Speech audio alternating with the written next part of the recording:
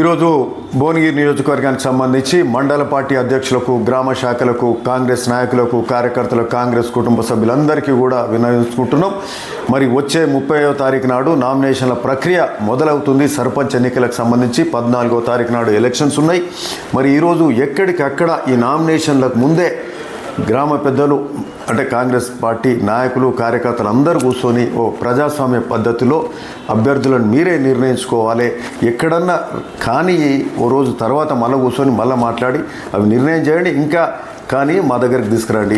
So ఈరోజు గొప్పగా సంక్షేమ కార్యక్రమాలు, అభివృద్ధి కార్యక్రమాలు ముఖ్యమంత్రి రేవంత్ రెడ్డి గారి పాలనలో, ప్రజాపాలన ఇన్ని జరుగుతున్నాయి. కాబట్టి ఇవన్నీ కూడా చెప్పుకోవడానికి అనేక కార్యక్రమాలు చేసినాం. కాబట్టి ఇవన్నీ చెప్తూ మరి గ్రామాలల్లో సర్పంచులుగా అభ్యర్థులుగా మీరు నిలబడి అత్యధిక స్థానాలు సర్పంచులుగా మీరు గెలవాలని కోరుతూ గ్రామాలలో సేవ చేయడానికి ముందుకు రావాలని కూడా ఈ సందర్భంగా కోరుతాము. Thank you.